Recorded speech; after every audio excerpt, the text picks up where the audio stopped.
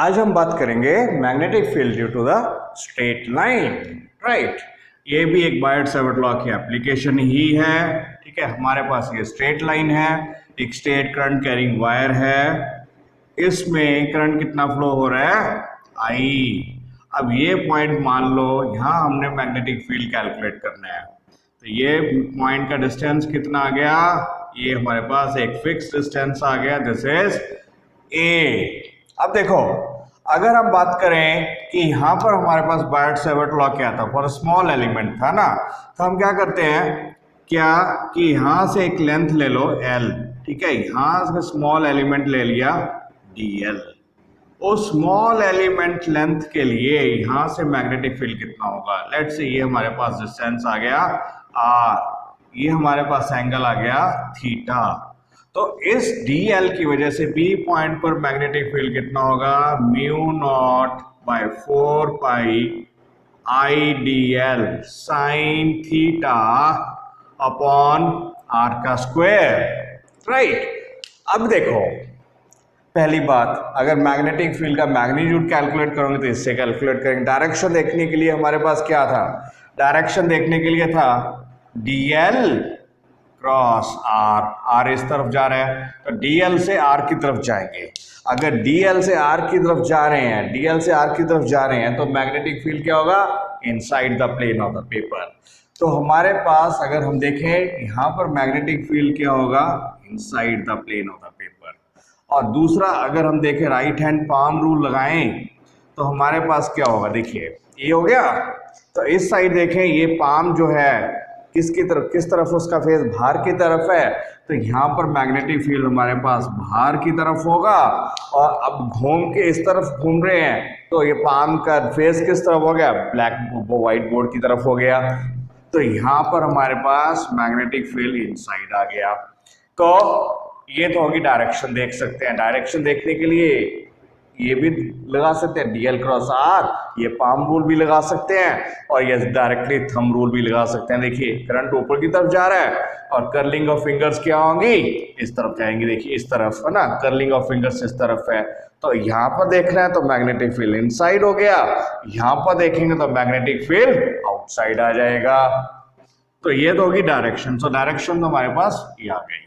अब यहाँ पर देखिए, अगर ये एलिमेंट यहाँ की बजाय यहाँ होता तो क्या होता।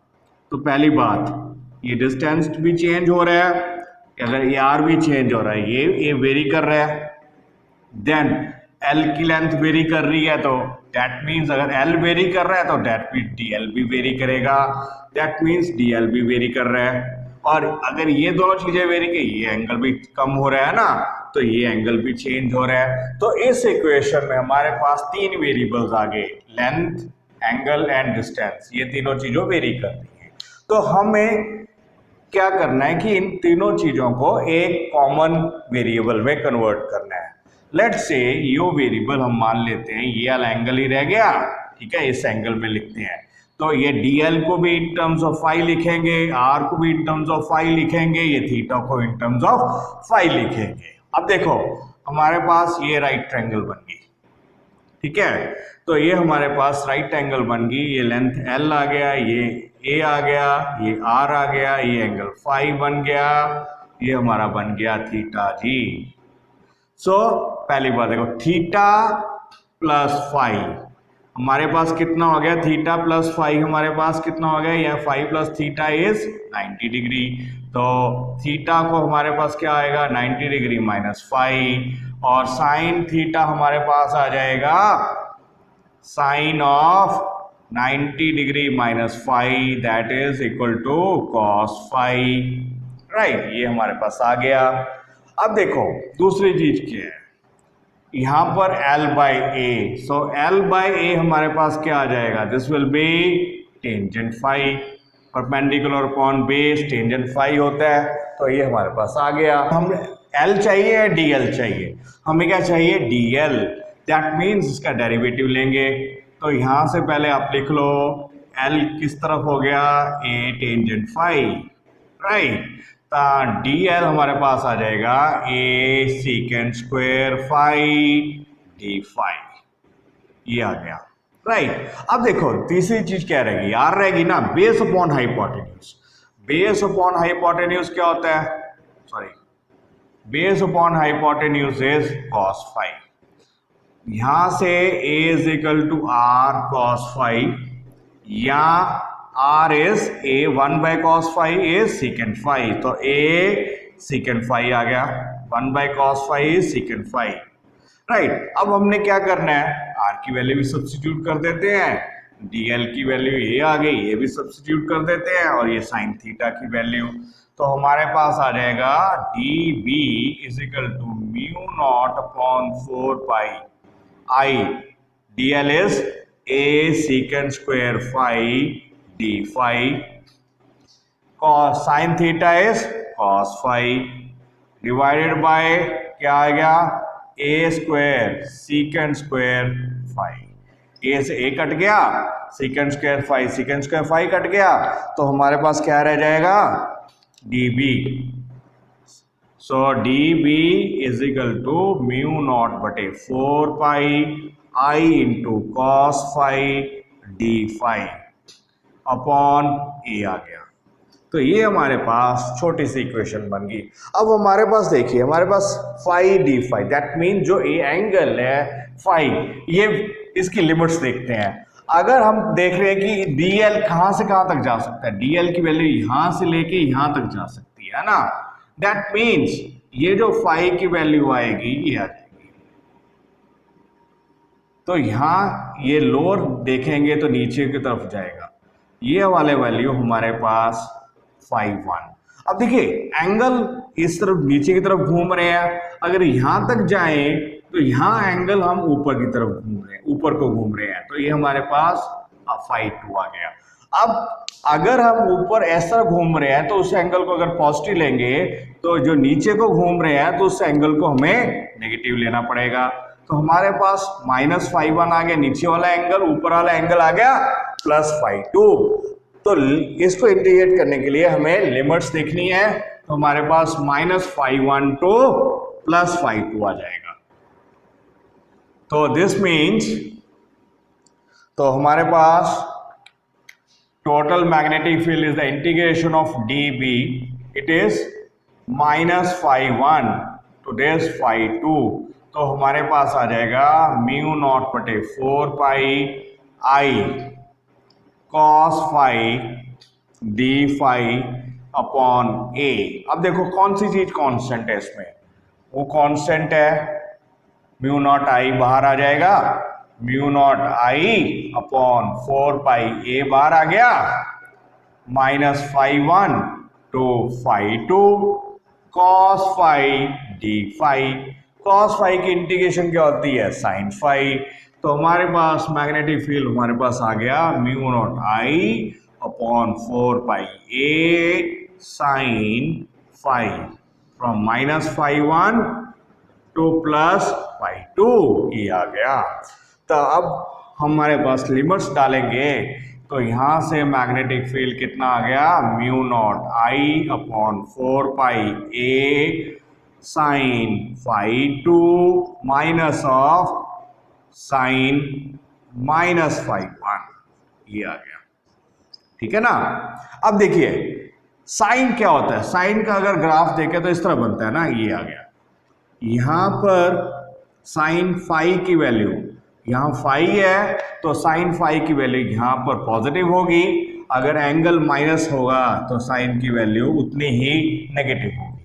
दैट मीन्स हमारे पास क्या आएगा, साइन ऑफ माइनस फाई 1 को हम लिख सकते हैं माइनस ऑफ साइन फाई 1। सो ये इस तरह का फंक्शन को हम ऑड फंक्शन बोलते हैं। अगर ये पॉजिटिव आता तो ये बना जाता है ना, तो ये वाली वैल्यू यहाँ सब्स्टिट्यूट कर दो तो हमारे पास रिक्वायर्ड रिजल्ट आ गया, राइट।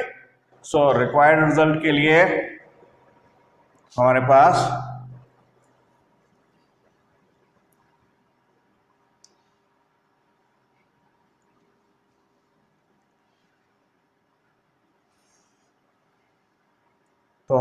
आ जाएगा magnetic field B is equal to mu naught I बटे 4 pi A sine phi 2 minus और माइनस प्लस हो गया, साइन फाई 1 आ गया, और this is b is equal to mu naught I upon 4 pi a sine phi 1 plus sine phi 2, ये आ गया, राइट। तो ये हमारे पास स्टैंडर्ड इक्वेशन आ गई। अब देखिए, अगर ये लाइन इनफाइनाइट हो, यहां से लेकर नीचे तरफ गए, यहां हम ऊपर की तरफ चले गए, तो ये एंगल देखो, ये एंगल बढ़ेगा, ये एंगल और बढ़ेगा, ये एंगल कितना हो सकता है, ये टोटल एंगल हमारे पास ये फाई 2 की वैल्यू इनफाइनाइट लाइन के लिए 90 डिग्री आ जाएगा। दूसरा हमारे पास क्या आ जाएगा, ये वाली वैल्यू हमारे पास फाई 1 की वैल्यू भी हमारे पास 90 डिग्री आ जाएगी। यहाँ पर जस्ट वैल्यू सब्स्टिट्यूट करो, ऑलरेडी हमने साइन कन्वेंशन देख चुके हैं या साइन देख चुके हैं, तो हमारे पास क्या आएगा, for infinite line wire length of infinite length, ये आ जाएगा b इज इक्वल टू, देखिए हमारे पास क्या है, साइन फाई 1 या phi 2 is equal to 90 degree, तो हमारे पास साइन 90 कितना होता है 1, तो अब मैग्नेटिक फील्ड आ जाएगा mu naught I upon 4 pi a 1 plus 1, so this is mu naught I upon 2 pi a। तो ये हमारे पास एक इनफाइनाइट लेंथ ऑफ वायर के लिए मैग्नेटिक फील्ड का गया b is equal to mu naught I by 2 pi a। अब देखिए, ये पॉइंट तो कहीं भी हो सकता है इनफाइनाइट लेंथ का। अब कंडीशन ये है कि ये पॉइंट अगर एक एज के पास हो, सो ये एज होगी, ये पॉइंट ऊपरली एज के पास भी हो सकता है और निचली एज के पास भी हो सकता है। अगर यही पॉइंट एज के पास है तो हमारे पास फाई 1 की वैल्यू तो 90 डिग्री आ जाएगी, जो ऊपर वाला एंगल है फाई 2 की वैल्यू 0 हो जाएगी। अगर यही पॉइंट नीचे की तरफ हो, इन दैट केस फाई 1 की वैल्यू 0 आ जाएगी, फाई 2 की वैल्यू 90 डिग्री आ जाएगी। तो हमारे पास रिजल्ट क्या आ जाएगा, at the edge of the wire, a point near the edge of the wire,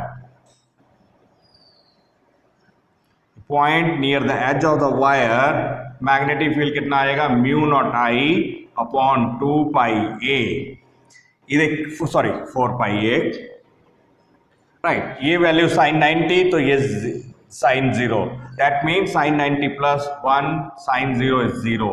तो हमारे पास मैग्नेटिक फील्ड क्या आएगा, this will be mu naught I बटे 4 pi a, so this is another result, right.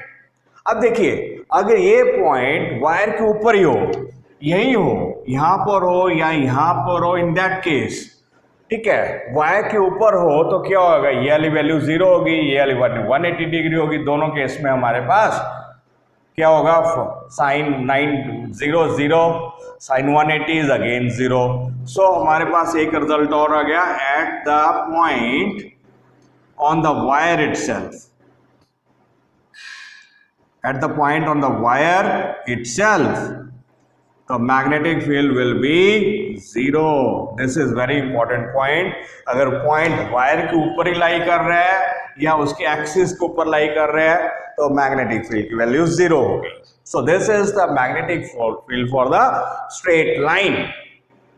अब देखिए, अगर हम क्वेश्चंस किस तरह आते हैं, मान लीजिए हमने कल एक क्वेश्चन, लास्ट लेक्चर में एक क्वेश्चन किया था कि एक हमारे पास सिंपल ए सर्कुलर वायर है, ठीक है ना, तो इसके सेंटर ऑफ कर्वेचर पर हाफ सेमी सर्कल है या हाफ सर्कल हो गया, इसकी वजह से सेंटर ऑफ कर्वेचर पर मैग्नेटिक फील्ड कितना है, रेडियस कितना है, r है।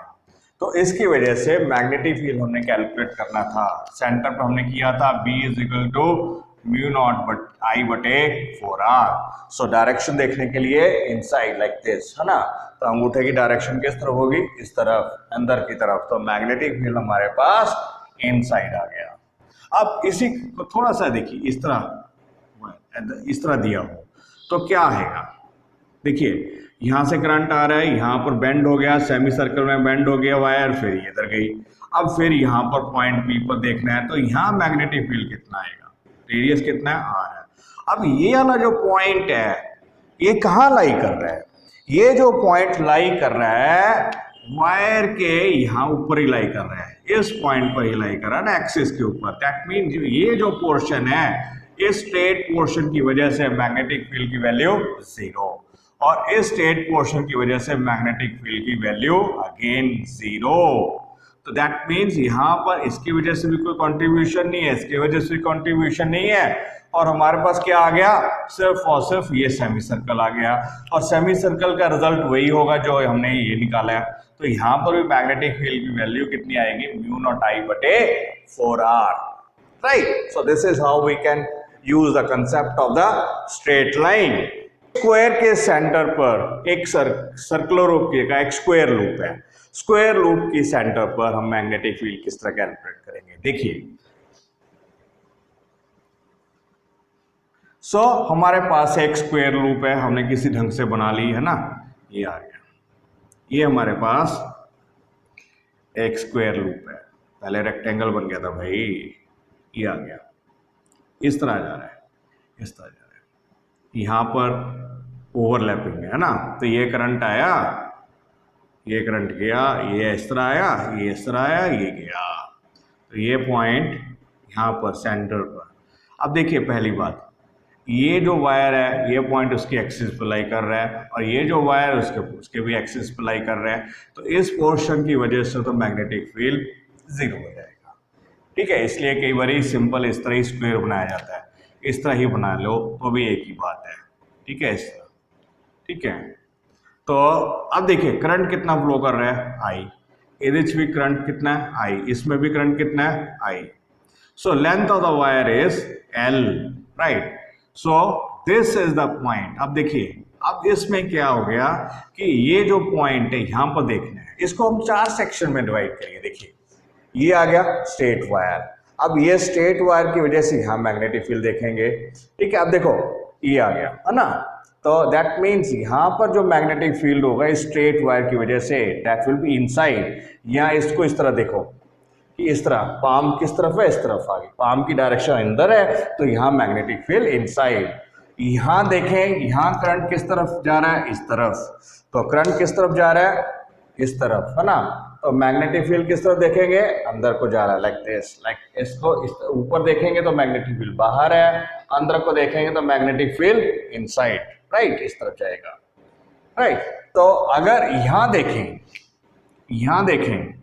तो करंट किस तरफ जा रहा है? नीचे को। यहाँ करंट इस तरफ जा रहा है। अब देखो, करंट किस तरफ जा रहा है? नीचे को। अब पॉइंट किस तरफ है? इस तरफ। पाम का फेस किस तरफ है? तो हमारे पास इनसाइड, सो यहाँ मैग्नेटिक फील्ड इनसाइड। और सिमिलरली यहाँ भी देखेंगे तो मैग्नेटिक फील्ड इनसाइड। सो हर सेक्शन की वजह से, चाहे ये वाला सेक्शन हो तो मैग्नेटिक फील्ड इनसाइड है, इसकी वजह से यहाँ पर मैग्नेटिक फील्ड इनसाइड है, इसकी वजह से भी और इसकी वजह से भी। एक तो ये हो गया कि magnetic field is directed inside the plane of the paper. दूसरा देखियो, ये हमारे पास एक क्लोज्ड पाथ, कल लास्ट लेक्चर भी हमने कहा था कि जो अगर कोई भी हमारे पास इस तरह क्लोज्ड पाथ बन जाता है, then at the centre of that loop, चाहे वो रेक्टेंगल है चाहे सर्कुलर है, तो we can use this rule, right. तो करंट किस तरफ जा रहा है? इस तरफ, लाइक दिस। तो सेंटर पे मैग्नेटिक फील्ड क्या होगा? Directed inward. जो हमारे पास अंगूठे की डायरेक्शन होगी, उस अंगूठे की डायरेक्शन में ही मैग्नेटिक फील्ड होगा, again that is directed inward. So आप इस तरह भी देख सकते हैं, इस तरह भी देख सकते हैं, है ना। तो दैट मीन्स हमारे पास जो टोटल मैग्नेटिक फील्ड होगा फर्स्ट सेक्शन की वजह से, let's say this is A, this is B, this is C and this is D, सभी की वजह से हमारे पास मैग्नेटिक फील्ड अंदर को होगा। और हमें क्या करना है? हमें सिर्फ और सिर्फ एक पार्ट का, एक एज का जो मैग्नेटिक फील्ड है, सिर्फ इतनी लेंथ का मैग्नेटिक फील्ड कैलकुलेट कर लो, बाकी उससे इसका और इसका और इसका सभी का ऐड होगा तो 4 से मल्टीप्लाई कर लेंगे। तो हम सिर्फ और सिर्फ एक सेक्शन का निकालते हैं, ए बी का। तो this is the point P. अब देखिए, ये जो पॉइंट P है, सो ये यहाँ डिस्टेंस क्या आ गया? This is L/2। तो A की वैल्यू हमारे पास आ गई, A is L/2, so A is L/2। दूसरी चीज देखो, जो डायगनल्स हैं इसके स्क्वायर के, they are always at 90 degree, तो ये एंगल 90 डिग्री होगा, राइट। अगर ये एंगल 90 डिग्री है तो ये ऊपर वाला एंगल कितना हो गया, ये एंगल हमारे पास 45 डिग्री होगा, ये भी एंगल 45, तो ये आ गया हमारे पास, इसका ये आ गया 45 डिग्री आ गया, ये पोर्शन के नीचे वाला एंगल कितना आ गया 45 डिग्री, राइट। तो हमारे पास मैग्नेटिक फील्ड कितना हो गया, mu naught I upon 4 pi A sine phi1 plus sine phi2, right. अब हमारे पास ए की वैल्यू भी आ गया है, phi1 is equal to phi2 is equal to 45 degree है, ये भी हमारे पास आ गया।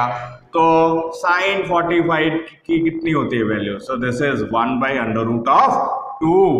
तो magnetic field for section A B, तो magnetic field for section A B कितना आएगा, mu naught I upon 4 pi L by 2, right. तो दिस इज 1/√2, 1 प्लस ये भी 1/√2 है, ये भी 1/√2 है, तो हमारे पास आ गया 2/√2। सो 2 और ये ऊपर चला जाएगा, ये कैंसिल हो जाएगा, सो हमारे पास आ गया this is mu naught I upon pi √2 pi L. तो ये तो हमारे पास एक सेक्शन का मैग्नेटिक फील्ड आ गया, ठीक है ना। अब हमें टोटल क्या कैलकुलेट करना है, सो हमारे पास आ जाएगा magnetic field at the centre क्या आ जाएगा, this will B total magnetic field is 4 times BAB, right.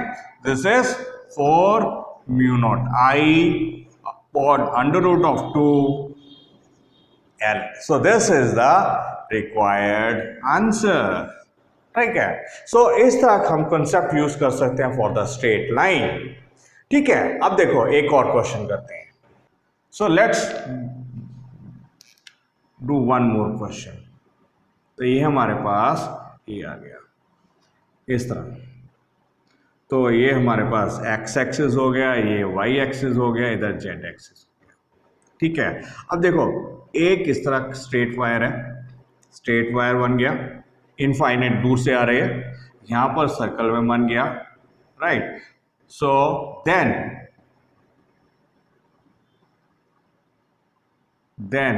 ये वापस इस तरफ जा रहा है, ये भी फिर आ गया, तो यहां ओरिजिन पर हमने मैग्नेटिक फील्ड कैलकुलेट करना है।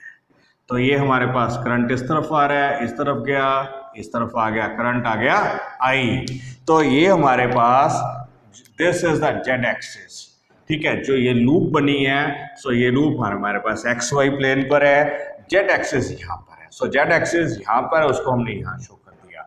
रेडियस कितना आ गया, दिस रेडियस इज R।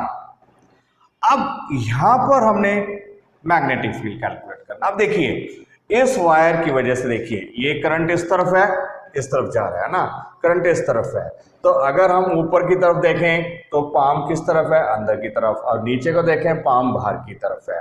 तो ये जो स्ट्रेट पोर्शन है, इसकी वजह से यहाँ पर मैग्नेटिक फील्ड आउटवर्ड आएगा। So let's say straight wire, ये फर्स्ट सेक्शन मान लेते हैं, ये सेकेंड सेक्शन मान लेते हैं, ये हमारे पास थर्ड सेक्शन मान लेते हैं, ठीक है। सो करंट किस तरफ जा रहा है, इस तरफ, तो हमारे पास पॉइंट कहाँ पर है, यहाँ पर, तो हमारे पास क्या आएगा, यहाँ पर देखिए इस तरह आ गया, राइट।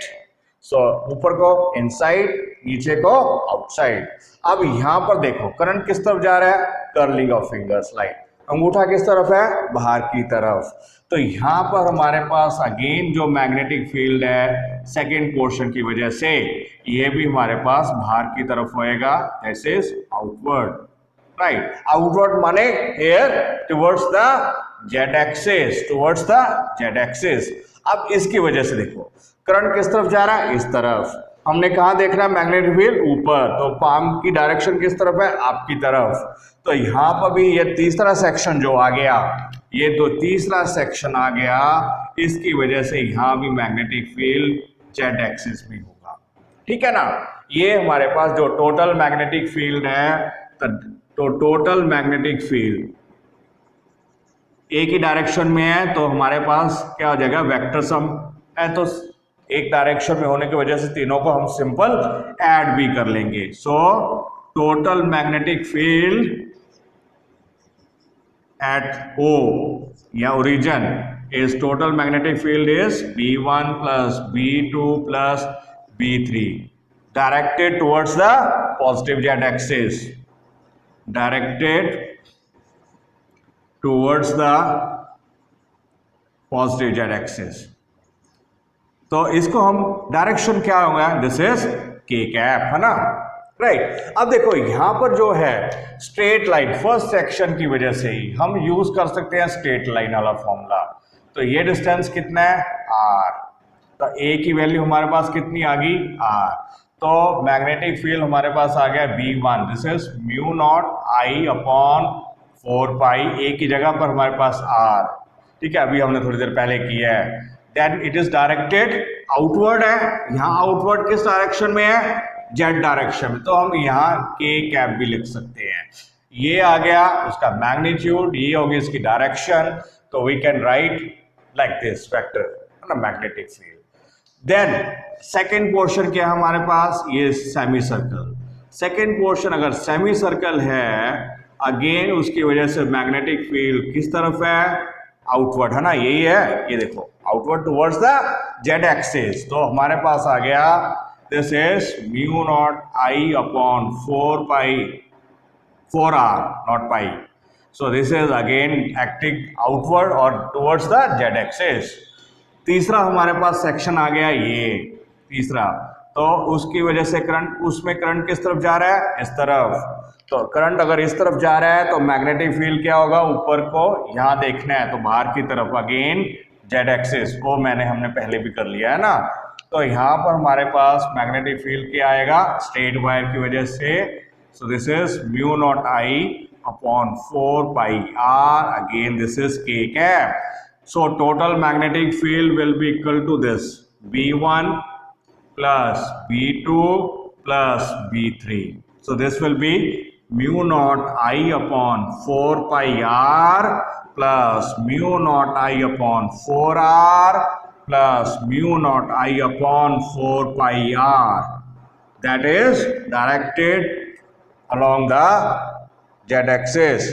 अब इसमें से देखो दो कॉमन जो है वो निकाल लो, उसमें फिर अगर हम आगे लिखना है तो इसको इस तरह लिख सकते हैं, किस तरह, तो B आ गया म्यू नॉट, सो हमारे पास आ गया B equal to mu naught I, ठीक है, 4r कॉमन आ गया, तो यहां पर आ गया, ये देखो दोनों ऐड हो रहे हैं, this is 2 by pi plus 1 के कैप, राइट। और इस तरह भी लिख सकते हैं mu naught I upon 4 pi r 2